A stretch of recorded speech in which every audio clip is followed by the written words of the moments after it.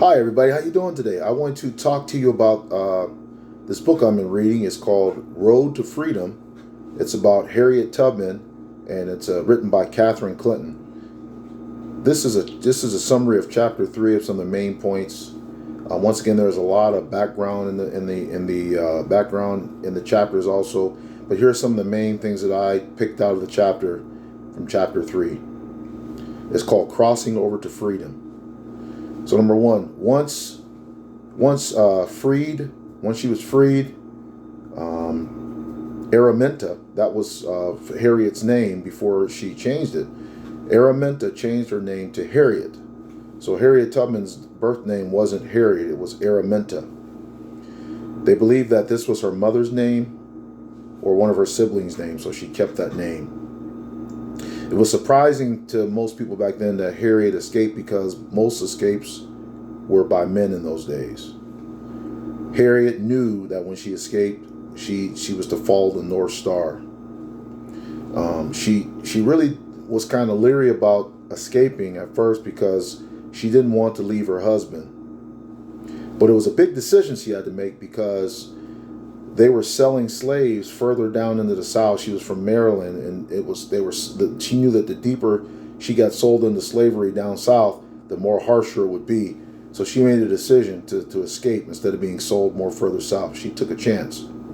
She escaped in the fall of 1849. When she escaped, they had like a hunt for her. They were looking for her. On some of the reward papers, they had her nickname or whatever they called her Minty. She was called Minty. They described her as dark chestnut color with a stout build, bright and handsome. She had a scar on her left temple.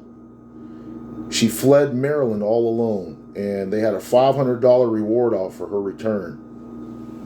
They say that one of the first people that helped Harriet during her escape was a white woman, helped her on the first leg of her journey. Harriet had a quilt that she had made. She gave the woman the quilt. In exchange, the woman gave her a paper with some directions on it. Now, Harriet really couldn't read, but the lady did the directions so that she'd be able to, or drew them or whatever she did, so that Harriet would be able to find her way. She gave her directions to a house, and when she got there, the wife of the man, there was a woman there who was the wife of and her husband that lived there. The woman gave Harriet a broom and asked her to start sweeping around the house. This way it wouldn't look suspicious. She would kind of look like a slave, which she really wasn't. When the husband came home, he loaded Harriet into a wagon and transported her to another town. These people believed were called the Levertons. It says that Harriet took the most common route that most slaves took along her journey. This was northeast along the Choptank River. She used the direction. It says that Harriet likely used the direction of flowing water to guide her way. She said that in something she wrote before, that she knew that water ran from in a certain direction, so she followed direction of that water. She would often rest during the day and move at night. That's what most slaves did, so that's what she did.